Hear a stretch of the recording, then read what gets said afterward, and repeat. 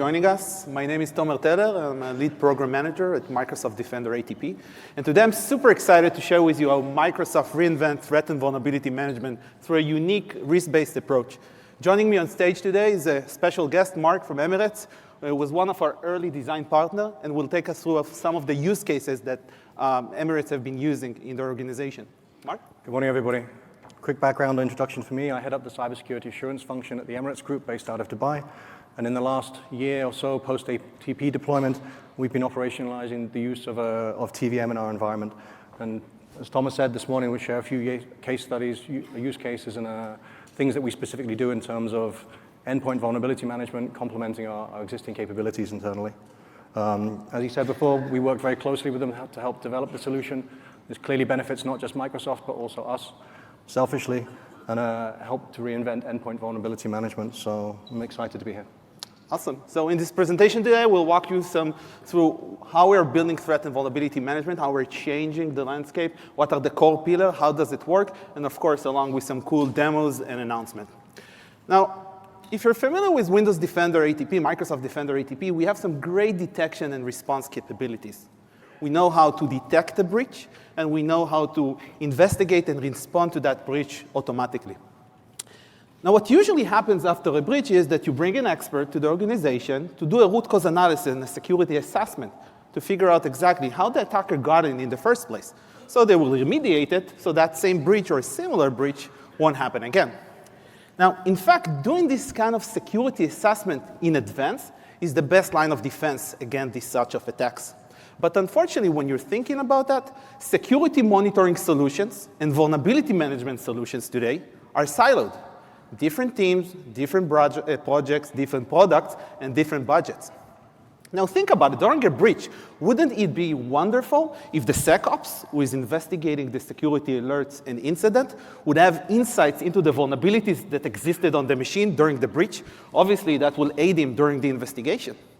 And on the other side, the SEC admin, who is in charge of reducing risk in the organization and looking for vulnerabilities and misconfiguration, would it be wonderful if he had the insight into what the SecOps is seeing, so it will be able to better prioritize his remediation projects.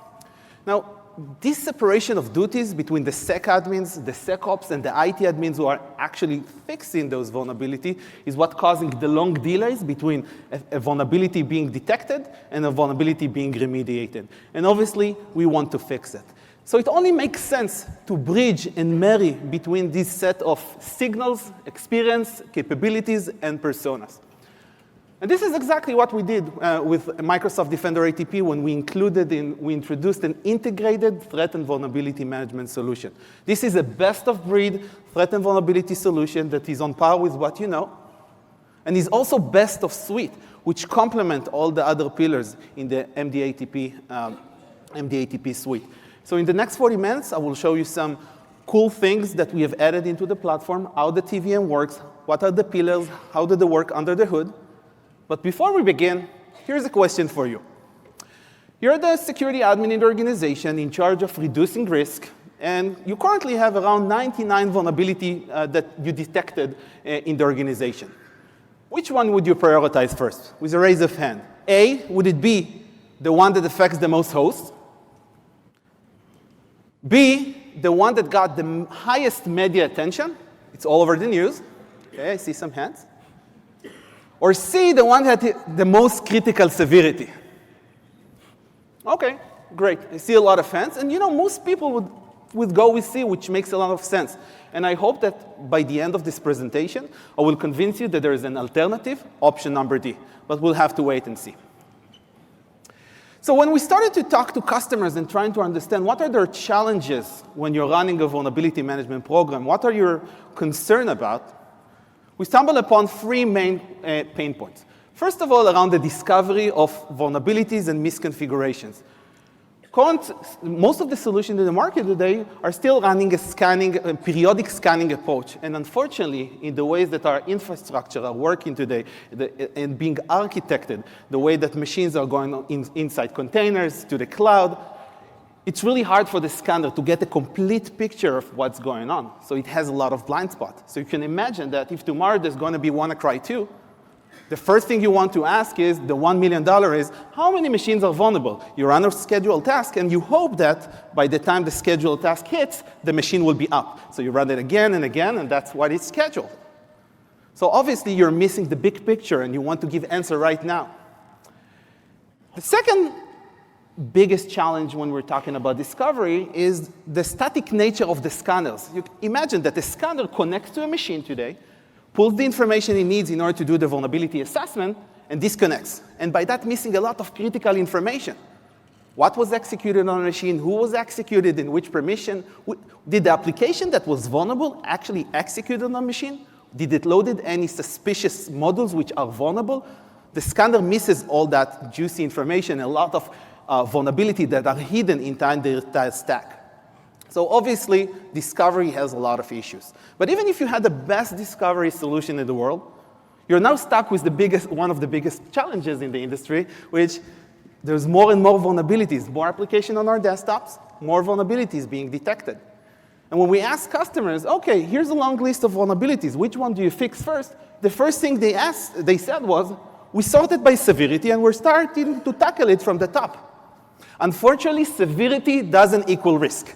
And you may close many vulnerabilities, but you're still at risk. And you need to differentiate that hot from the not. And if a solution does not look into the external threat landscape, trying to understand, oh, this vulnerability has this exploit, is it being attacked or being used by this attack actor? And if the solution doesn't have insight into the business context, understanding what is the value of the asset to the organization, whether it's exposed to the internet, or whether this exploit or vulnerability can actually target that machine, the prioritization won't work. So you end up with a large threat reports prioritized by severity, and in fact, you're not reducing risk at all. And finally, even if you had a magic box that will take everything and prioritize it perfectly for you, you're now probably stuck with the biggest challenge we have in the industry, which is effectively remediating all the vulnerabilities that was discovered. And this is a big pain today. You need to wait for a patch. You need to work with IT. There's no good communication today in order to do that. You need to manually repackage, send it to IT, distribute it and test it, and of course, run a schedule scan over and over again to see the number of exposed machine being reduced. And the bottom line is, organizations remain, even though they're spending a lot of money on maintenance costs, the organization remain highly vulnerable. And you want to do something about that. And for that, we innovated the risk-based approach for vulnerability management, where we take, which takes into account three main pillars. First of all, forget about the term scanning. We're on the box, built into the operation system, continuously monitoring what's going on. So you can imagine that you install something on your machine, you update on the machine, you uninstall something, we get those signals and push it into our cloud in near real time. Once we build that accurate, in real time software inventory, we fuse it and we enrich it with the threat landscape, exploit kits, threat actors, threat campaigns, and the internal business context. And I will show you a demo soon of how it works. And once we tell you, OK, these are the things that you need to focus first, we give you the tools, the built-in remediation tools, in order to effectively remediate and validate that the IT is doing a good job. So just a quick look. So let's jump into the specifics of each one of those pillars. The first pillar is around continuous discovery. And just like any other vulnerability management solution, the focus is on vulnerability assessment and configuration assessment. So we understand and we acknowledge that vulnerability can appear across the entire stack, starting from the firmware all the way up to the OS application, the runtime that I mentioned earlier, or extension of that application. And not only, and you know, when attackers take into a target organization, they don't only use vulnerabilities to breach an organization. Actually, vulnerability is only the first way into the organization. After the attackers inside the organization, you will likely use a misconfiguration to lateral move and exploit other machines in the organization. So our TVM solution also tackled this area as well, looking at OS misconfiguration, whether you configured correctly your OS control stack, accounts, application, third and first party on the machine, trying to see whether did you configured your Adobe, for example, with a JavaScript that is highly vulnerable. network misconfiguration, and of course, all our misconfiguration are aligned with the MITRE attack, telling you, hey, this is the MITRE attack techniques that can take advantage of that configuration. So I hope you heard at the beginning of the year, we shared some exciting news that we're starting to go cross-plat, starting with Windows servers. Vulnerability assessment TVM that was announced a few months ago for clients is now available in public preview starting November for Windows servers for 2008 RS2 and above, and expect some more exciting news around cross-plat support in the next couple of months. We also took the advanced hunting capability of Windows Defender ATP and expanded the schema to support vulnerability. So you can now hunt for vulnerabilities and alert. And let's see a couple of cool demos of how it works.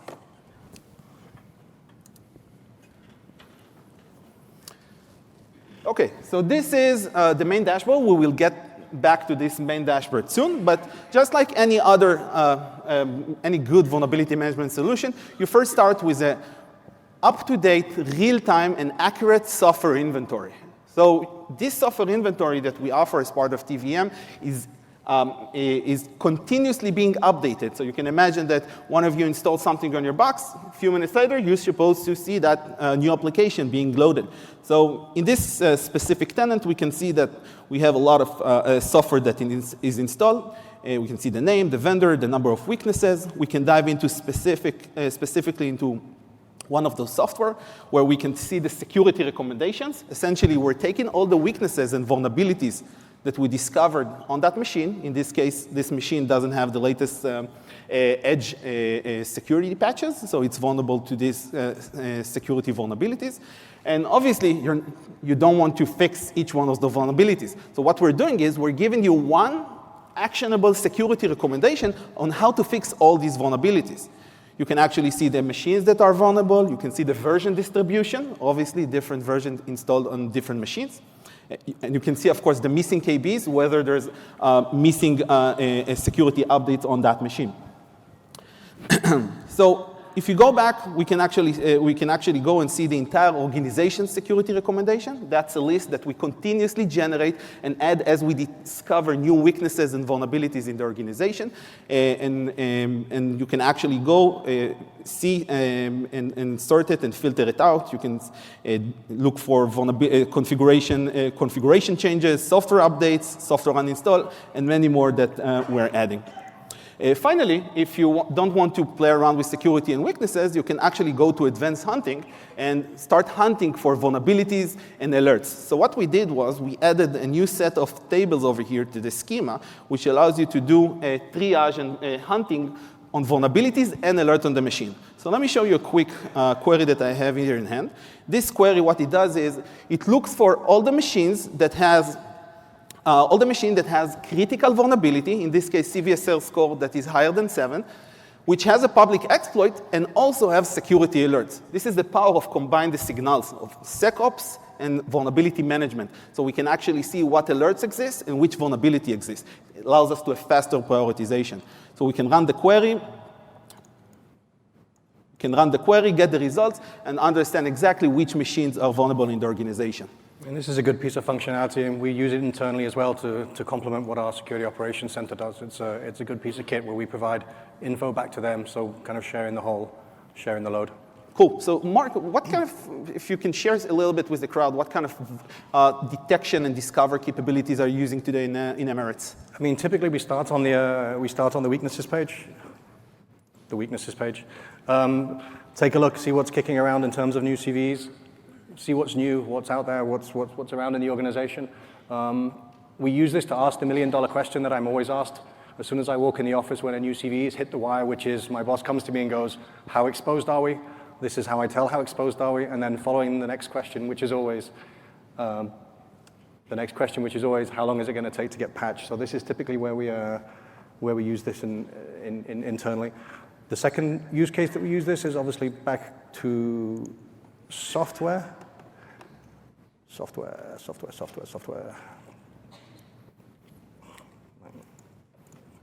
software inventory to show us, again, what's installed around the organization, what's vulnerable, what's not vulnerable, start prioritizing some forms of remediation, but we also use it in terms of being able to see perhaps things that might be blacklisted or what would be considered blacklisted software within an org. So, we typically don't like to see torrent clients installed on endpoints and these kind of things. So we use it in a couple of different use cases. Yeah, that's cool. Thanks, Mark. So we know how to discover threats and hunt it through the entire stack, but we need to understand that not all vulnerabilities were born equal. There are some vulnerabilities that are more important than the others, and we need to know and be able to prioritize them before the others. And the key to do that is to evaluate the vulnerabilities against the external threats that are out there and the internal business context of the machine. Simply put, we need to understand that given a certain asset, what is the value of the machine to the organization given a certain vulnerability? Now, when you look at all the vulnerabilities that are out there who are causing risk to the organization, suddenly the image is not that problematic or critical as we may think. So, on average, around 1/8 of the vulnerabilities in the past decade went on and become fully exploitable in the wild. And note that while the number of exploited vulnerabilities in the last decade is pretty much flat, it's not getting worse, although the number of vulnerabilities that we keep hearing keep rising and rising every year. Which means one thing, more and more threats are leveraging the same set of vulnerabilities. And another important factor when we're talking about prioritization is time. As you probably know, threats evolve over time, and with that time, the risk to the organization, that risk of that threat that poses to the organization grows. And I think WannaCry is a great example. WannaCry or Bluekeep a few months ago was a great example. What started as yet another security bulletin rolled out over the month. When an exploit was leaked, suddenly the risk of that threat became higher. However, it was only public. Once the WannaCry attack, once an actual threat actor took advantage of the vulnerability and started a massive threat campaign around that, this is where, risk became much, much bigger. But again, it wasn't simply enough. Not everyone could actually go and use that. But as soon as that exploit hit Metasploit, where everyone could download that, obviously the risk grew even bigger. And you want a solution that will be able to track this kind of point in time where risk grew and manifest it and show it in the product. So you can imagine that the security recommendation that I showed you earlier, in a certain day, back then in March 2017, when the bulletin was released, there was a security recommendation. As it got exploited, and as it got a threat actor, and as it got weaponized, that security recommendation started to bubble up in the organization as it started to collecting and posing more risk to the organization. Now, to help customers prioritize the risk in the organization, we invented the formula that we like to call the TLV. We're evaluating each machine in the organization against the TLV, which stands for threat, likelihood, and value. And the result of that model is a number between 0 to 100, where 100 means that you're fully at risk, and 0 means that you're at low risk. Now, naturally, this model considers many, many aspects of the threat landscape. So it starts with what kind of vulnerabilities are on the machine and what kind of severity they have. If you remember earlier, we talked about severity. Severity is just one piece of the puzzle, but it's not enough to say, I'm at risk. We want to know whether there is exploit exists. We want to know whether there's an EDR alert that took advantage of that vulnerability. And the beautiful thing is, since TVM is part of the Microsoft Defender ATP, it sits side by side with the EDR module. One of the things that our security team is doing, automatically doing a root cause analysis. Essentially, if there's an alert that took advantage of a specific CVE, and we'll see that soon, we'll be able to link between them and say, this vulnerability was exploited on that machine, and this is the alert that caused that. Obviously, another thing that we're benefiting from the Microsoft Defender ATP platform is threat analytics, if you're familiar with, where we have a security team that's tracking all the threat actors out there. As soon as a threat actor leverages vulnerability or misconfiguration, that information is linked back to the vulnerability and to the security recommendation, inputting into the formula. But even if a machine has a critical vulnerability, it's not enough to say, OK, that machine is at risk. The second thing we need to understand is, what is the likelihood of an attacker actually taking advantage of these vulnerabilities? Which means that we need to look at what is the security posture of the machine. Is it hardened?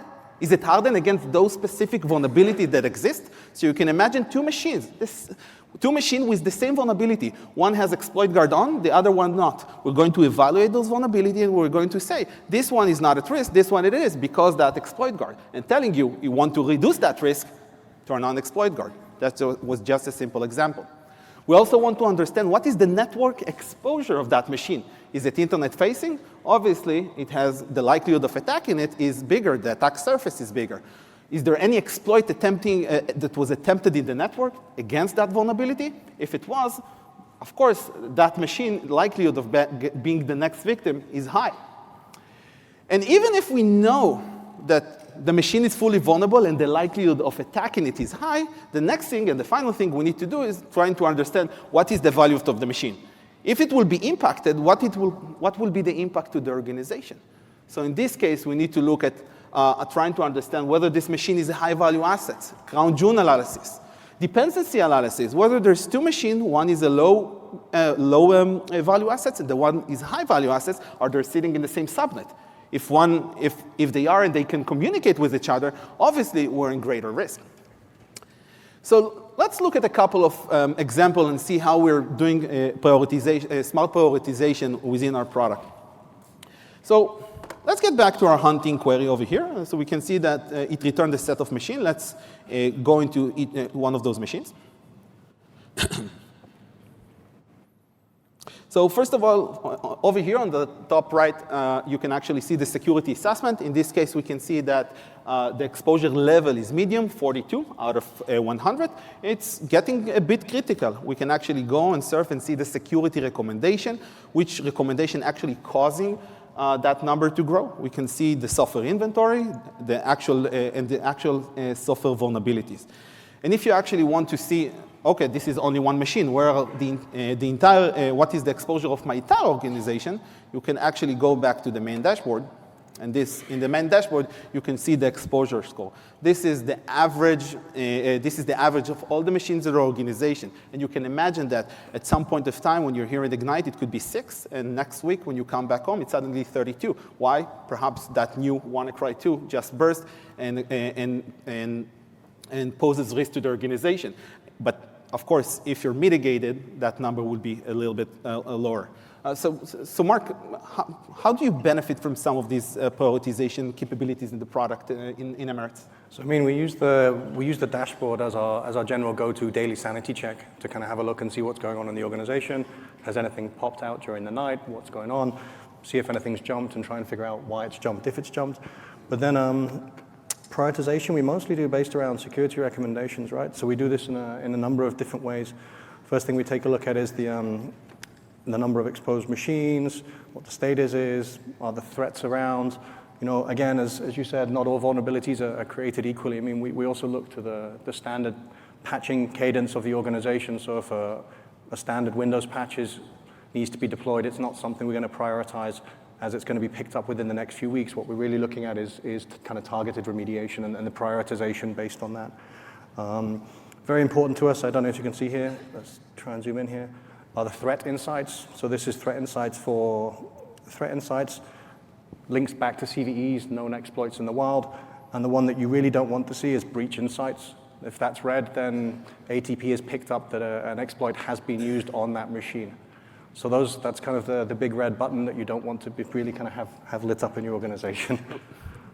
I mean, as you said, the order matters. I mean, a few months ago, we noticed with 7-zip, version 17, there was an RCE that came out and it jumped up on our priority list. So we upgraded then to version 19. So we kind of, it depends a lot. We also know our own landscape and our own environment in terms of what we should be targeting and how we should be targeting. So yeah, I think the emphasis is always on priority. It's quality, not quantity. It's not spray and pray patching around. It's working with end user IT to kind of get the most critical ones done and let patching cadence take across the rest. Cool. Thank you.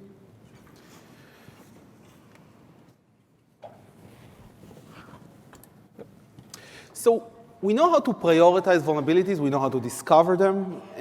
But what happens between discovering And remediating the vulnerabilities is far from simple. And as you probably know, security teams need to work hand in hand with the IT counterparts or patch teams. And it's not always easy, as in what I like to call the 5 stages of mitigation grief. Now, obviously, you need to contact your IT and the IT will push back saying, no, these results are false positives. One of the most important things when working with IT is to prove them, first of all, that the results are real and the need is real. So not only telling them every week, hey, you need to fix all of these vulnerabilities. Also prioritize it for them and tell them this is what you need to start with. And here are some of the breach insights and threat insights that allow us, the security admins, to win the IT hearts and get that patch rolled faster. Second one is, of course, the anger. So they'll push back and saying the assessment is a waste of time and whether the risk is real because they're already a compensating control. Perhaps there could be a firewall in place and the IT will just push back and say, no, why do you need to fix that? No one can actually reach that. This is where network exposure come into play. If we can prove that an attacker could reach a certain set of machines, even though a compensating control exists on the network, this will allow us to win such a case. And obviously, depression and acceptance is also part of the equation. But you know, it doesn't have to be like that. And when a vulnerability becomes a risk to the organization, usually security teams have around 3 options to tackle and reduce or treat that weakness inside the organization. The first one is around remediation. So applying a primary control, for example, patching, uninstalling the application is another option to remediate the threat, changing or enabling a certain security configuration. That's another way that threat can be remediated. If remediation can't happen, so sometimes mitigation kicks into place. So things like when patching is not feasible or does not exist, so there's some workarounds. So you can imagine IPS and WAF and 2-factor authentication, and many other controls that can mitigate on the existence of these vulnerabilities. But when the cost-benefit ratio of actually putting on remediating or mitigating, the organization might just accept that risk and document it for future inquiries. And we want to help customers with each one of these risk treatment. So we introduced in the last couple of months a set of groundbreaking and game-changing capabilities to bridge between IT and security. We believe that this is one of the most important factors in order to effectively reduce and remediate vulnerabilities in the organization. Technology exists for a lot of time. We need to make sure that it's accessible to IT and that they understand the need from the security teams. So naturally, we added a rich set of vulnerability exception experience. Sometimes you just cannot fix a vulnerability. Sometimes it has to be accepted for many reasons. I will show you in a demo soon how it looks like. But that's not enough. We wanted to make the communication with the IT much easier. So we introduced what we like to call a one-click remediation request. A few months ago, we introduced it through Intune. With a click of a button, you can actually open a request to the IT, telling them, hey, you need to fix that, and all the information from the security recommendation, all the threat insight, breach insight, the exposed machines will be transferred with that request. But that's not enough. As I mentioned earlier, if you want to win their heart, you need to prove the thing won't work. So this week, we announced a new capability that we've been pushing to the product, which we call automated user impact analysis. I will show you in a second. But the idea behind this capability is that we're on the box. We're assessing it all the time. So what we're actually doing is we're simulating a what-if analysis. What if that specific security control would be turned on that machine? Is that safe, or is that will break the machine?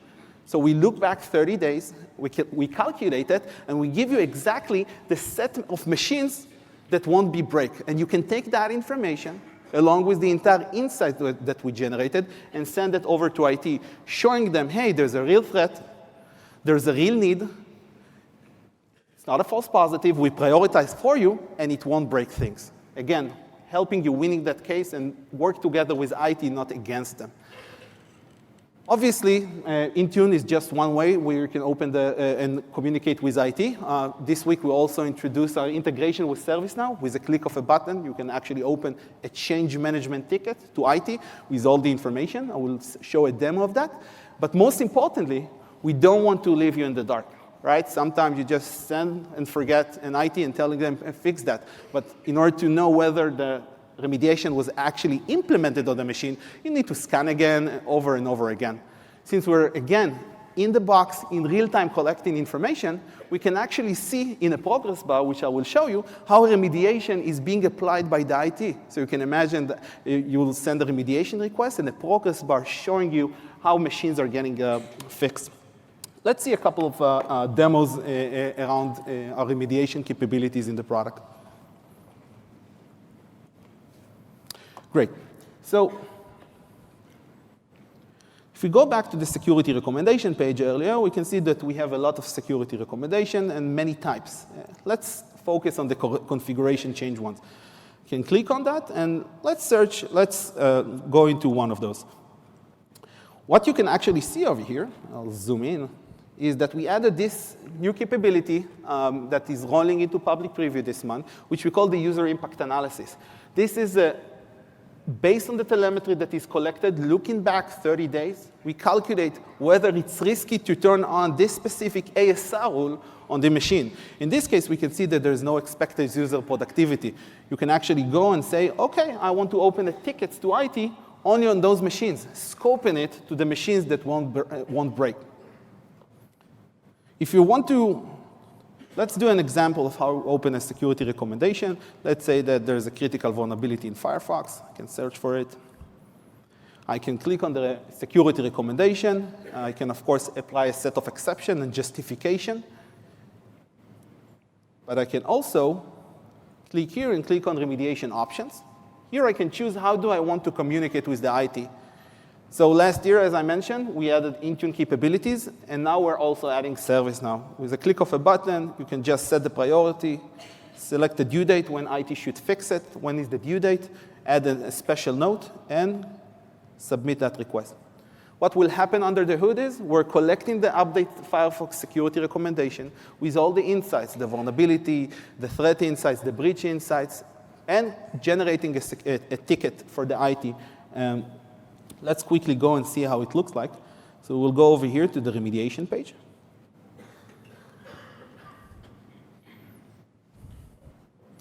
Let's sort it on creation date.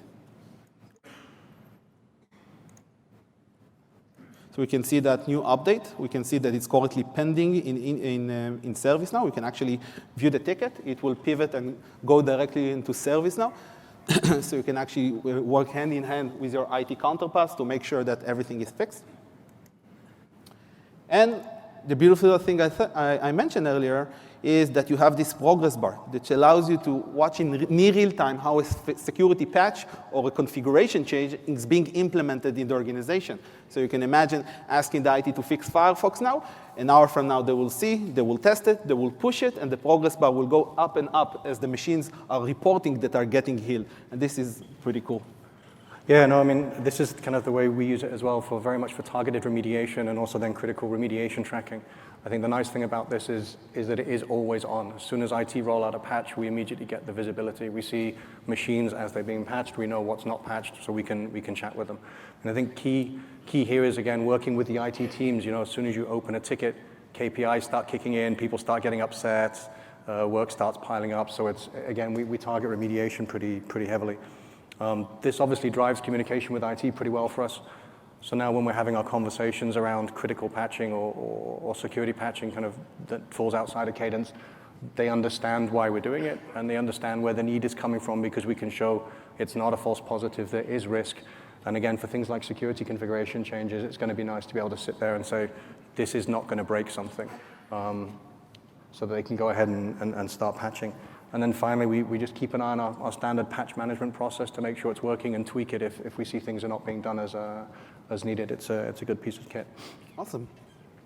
So if I'll recap how a day in the life of a security admin in TVM looks like, You're the security admin in charge of reducing risk in the organization. Your main job is to log into the security portal and reduce risk as much as possible. You consult with the exposure score and the device secure score to see whether, your organization is currently at risk and whether you need to increase your security posture. In order to do that, we complement you with a set of security recommendations that are prioritized by the one that will reduce the most risk in the organization. So you can imagine that this is currently the list in this specific tenant, but an hour from now, a new zero-day could be dropped or a new threat campaign can be started, and it will be totally shifted based on the risk to the organization. And if you clone this organization and put it somewhere else, that list will look differently because the threat landscape and the business context of that organization is going to look completely different. And we're going to give you these tools to help the security admin better understand the business, so you'll have better and smarter prioritization. And once you figure it out and you discover the risk and you know exactly what you want to fix, you simply go into a security recommendation and apply for a remediation or an exception. Once this is done, you can go relax and wait and see that in real time how the progress bar going up and up as the IT fixes that. And I think this kind of process that we've been working on with many of our design partners is something that they love and resonate really well. Let me go back. Where are we? 5. So this is the only slide which I'll actually encourage everyone to take off your phone and take a quick picture of. You can imagine this is your 30, 60, 90 days operationalization plan of how to take you from a low maturity, or even if you're high, to become fully operationalizing and fully mature using our vulnerability management solution. So first thing tomorrow, when you get back to the office, open threat and vulnerability management. Evaluate the exposure score. Check out whether you're at risk. Look at your secure score, your device secure score. Look at things that you can do better in order to harden and improve the security posture of the organization. Review the top security recommendation that I showed you on the side. Take a look at the top 10. Look at the weaknesses pages, see which one affects the most of your organization and causing risk, not by severity, by risk. And try to identify what are the key exposure area. What do I need to fix in the next couple of weeks? The next thing that you need to do is build a risk reduction plan, which is important. You need to start defining exception. If you want to maintain a low exposure score, you have to start setting exception when risk is accepted or with risk is mitigated by a certain third-party control. Start engaging with the IT. This is the time. Give them a call. Make sure that the processes are clean. Connect with Intune. Connect with ServiceNow. Build a process around that. So when a security ticket will be open, there's someone on the other side that know exactly what to do and who to transfer the torch to actually remediate these vulnerabilities and monitor. Make sure that they're actually doing their job. Define mean time to mitigate and work with the remediation workflow to define due dates and make sure that they are closed in time. And finally, don't make it a one-time thing. Obviously, track and monitor over and over again. Build a set of KPIs. Make sure that these KPIs include that exposure score must remain low and secure score must remain high. Once you have that, make sure that you have a monthly meeting to go over this and use the prioritization capabilities that we have in the product in order to maintain that KPI healthy. I mean, I think just kind of a key takeaway from our side and something that we learned during the process is really to work with everybody to kind of implement the process together and build the process together. So that's with end user tech, the patch teams, sec admin or assurance, and the security operations center. So when you're building the process, then it's fully understood what goes to where and who gets what and around. I mean, that's kind of helped us in terms of understanding roles and responsibilities and accountabilities and when we deployed. So it's a good piece of advice to take home. So if we revisit the question that we started this session with, you discover 99 vulnerabilities, which one you prioritize first. I hope that by now you will choose option number D, the one that causes the highest risk exposure to the organization. This is exactly essentially what TVM tried to provide you. Differentiate the hot from the not. Telling you this is the risk to the organization, and these are the set of security recommendations that you must address right now in order to reduce the most risk in the organization. Quality over quantity. So if we'll recap sessions, We took a risk-based approach for vulnerability management to help you differentiate between things that are vulnerable, putting your machine vulnerable versus putting them at risk. It's important to differentiate between those because there are many things that are vulnerable, not everything at risk. With Microsoft Threat and Vulnerability Management, we disrupted the risk. We took a risk-based approach, as I mentioned, that helps you discover, prioritize, and remediate and compensate risk in the organization. And finally, and most importantly, if you have Microsoft Defender ATP, you have Threat and Vulnerability Management bundle with it. Open it tomorrow, play around with that, and obviously looking forward for your feedback in the portal. So I'd like to thank Mark for joining me on stage today. Thank you for the invite. Thank you, everybody. And thank you very much for your time today.